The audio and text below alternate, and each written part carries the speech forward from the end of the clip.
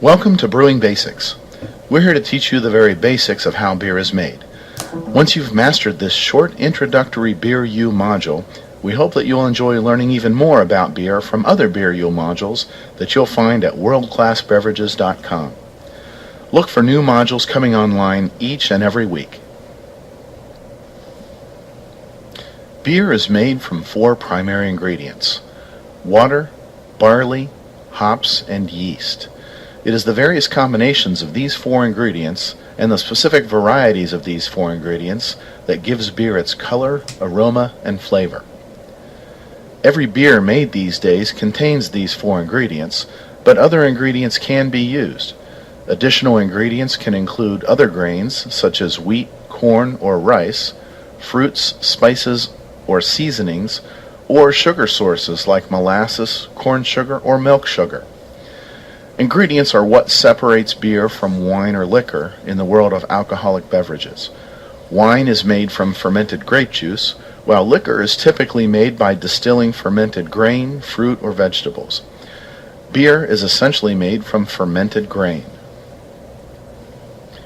Over 95% of every beer is water. Because of this, the type of water used in beer can dramatically influence the final flavor of the beer. Some types of water work especially well for certain types of beer, while some types of water are poorly suited for other beer styles. Water is never found naturally in a completely pure state. The mineral composition of water varies from city to city and is based on the source of water for each city. Some cities have high carbonate content in their water, for example, while other cities may have very soft water or even high sulfate content. Soft water in Pilsen of the Czech Republic is responsible for the clean, crisp flavors of the Pilsner style of beer, while high carbonate water in Munich makes beers darker and is not favorable for highly hopped beers. The mineral content of water is also affected by how the local water company treats its water before sending it into the public water supply. But water is never entirely pure unless you purchase distilled water at the grocery store, and distilled water is never great water for brewing beer. Barley is one of the earliest known of all domesticated plants.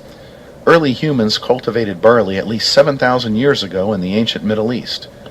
The availability of barley to ancient peoples is also what allowed beer to become the first alcoholic drink made by Neolithic peoples. Barley used for brewing beer comes in 2 distinct varieties: 2-row and 6-row barley. 2-row barley has 2 rows of barley kernels growing along the stem of the barley plant, while 6-row has 6 rows of kernels arranged around the plant stem. 2-row barley contains more sugar and less protein than 6-row barley, so 2-row barley is usually considered to be better for brewing, though 6-row barley is sometimes used. Barley grows well in temperate climates away from extreme hot and cold temperatures. This makes barley a good crop in the tropics during the winter and in northern latitudes during the summer. Barley provides sugar for beer that is ultimately converted to alcohol and carbon dioxide during the fermentation process. Hops are a variety of flour that are commonly used to flavor beer, and they are sometimes used in other beverages and in herbal medicines.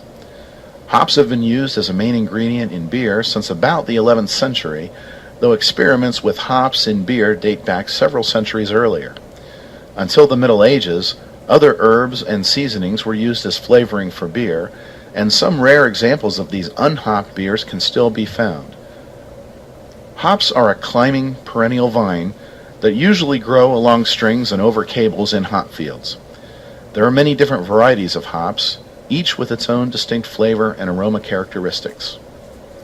To harvest hops, the vines are cut and the hop flowers, called cones, are stripped from the vines. The hop cones are then dried, and the resulting dried hop cones are used in the brewing process. The ingredient in hops that is important to brewing is called an alpha acid. Alpha acids, contained in hop oils, provide both aroma and flavor. Yeast are single-celled microorganisms that are responsible for fermentation. Yeast consume the sugars in beer during the fermentation process and convert that sugar into alcohol and carbon dioxide. Part of the fungi kingdom, There are about 1,500 species of yeast known, but brewing and baking is done most often with the species known as Saccharomyces cerevisiae. Yeast have been used in the brewing process and in baking bread for millennia, though they were largely unknown until the 18th century when Louis Pasteur discovered their linkage to the fermentation process. Prior to Pasteur's discovery, brewers and bakers had been inadvertently cultivating yeast that lived in wooden vessels and barrels in which beer had been brewed and stored. Although the yeast species known as Saccharomyces cerevisiae is the most commonly used yeast in fermentation, other species, including naturally occurring wild yeast, can also be used for various types of beer. Now that we've covered the basic ingredients of beer, it's time to talk about the brewing process itself. Malting, or converting barley to usable malt, is one of the first steps, though it is normally done by professional malt makers, and malt arrives at the brewery ready to use. Mashing and lautering are important steps that really begin the brewing process and prepare the malt and water to become beer. Boiling is the heart of the brewing process. Hopping happens during the boil, but it's where one of our favorite beer ingredients is introduced. Fermenting is how beer becomes, well, beer. Finally, packaging gets beer to you in either bottle or kegs. Malting is not technically a part of the brewing process and is almost always done by professional maltsters who specialize in making malt. Maltsters sell finished malts to brewers for their use in making beer. But malt and malt making is as essential to beer making as growing grapes is to wine making. Malted barley is a product of two processes. First, germination, the sprouting of the barley kernel and the beginning of the growth of a new plant. And second, kiln drying, which halts the growth of the new plant and determines how dark the malt will be. To start the germination or growth process, the barley is steeped in water and stored in a warm, moist environment. The water coaxes the barley kernel into beginning the growth of a new plant, and during that process, complex starches and carbohydrates in the kernel are converted to sugar, which is needed for fermentation. Once the barley has started the germination process, the process must be stopped before the barley is useful as malt for fermentation. Kiln drying the barley stops germination. Kilning at around 180 degrees for several hours is usually enough to create a basic pale malt that is ready for the brewer. However, kilning at higher temperatures and for longer periods of time will also create specialty malts that can be darker in color and richer in many flavors than basic malt. It is this darker malt that provides amber, brown, or even black colors for dark beers, and also creates flavors like caramel, chocolate, and coffee. Once the malt has been kilned, it must be cracked, crushed, or milled in order that it can release all the ingredients stored inside for the brewing process. Mashing is the process of mixing the malt with hot water. When the malt is steeped in hot water, it releases much of the good stuff that has been prepared in the malting process and which will eventually fuel the fermentation process. Lautering is the process of separating the used, spent grain from the hot water, now known as wort. The wort has absorbed many of the sugars, nutrients, proteins, and enzymes that the malted barley kernels formerly held. The mashing process normally takes place in a large kettle known as a mash tun. In some cases, smaller breweries make use of the mash tun to do their lautering in, so both processes can occur in the same vessel. Larger breweries will often have vessels that are specialized to do mashing or lautering only.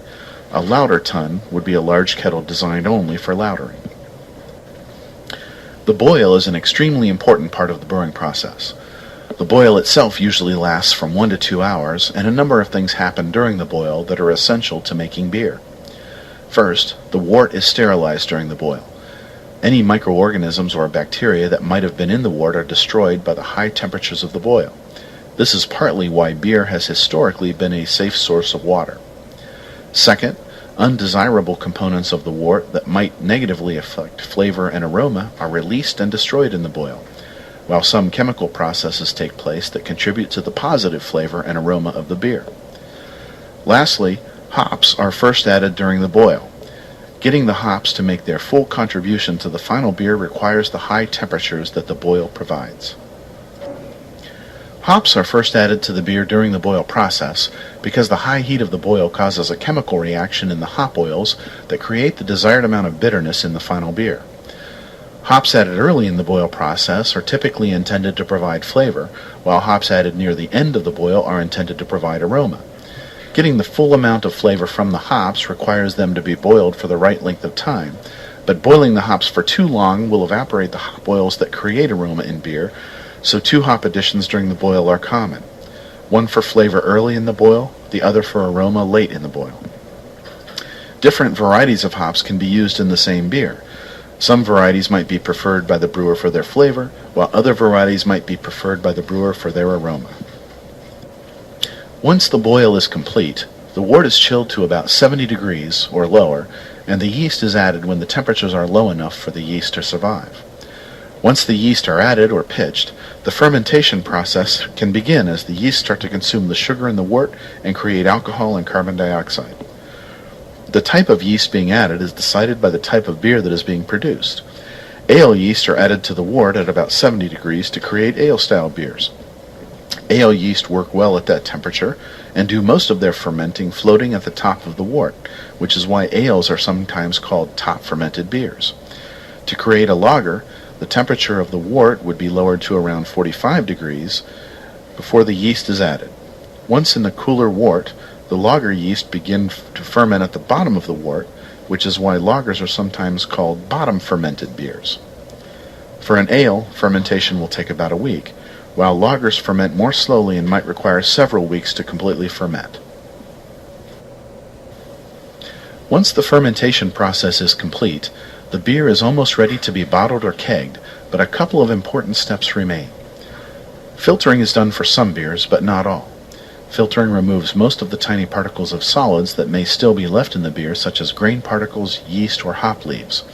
Filtering creates a clear and bright beer that looks great in a glass or bottle, but some beers are left intentionally unfiltered, as the remaining yeast and particles can also provide more flavor for the finished beer. Many bottled beers are also pasteurized to keep them fresh on the shelves, while kegged beers are usually not pasteurized. Prior to going into the bottle, some beers have a small amount of yeast and sugar added to them that will continue to ferment the beer very mildly while it is in the bottle.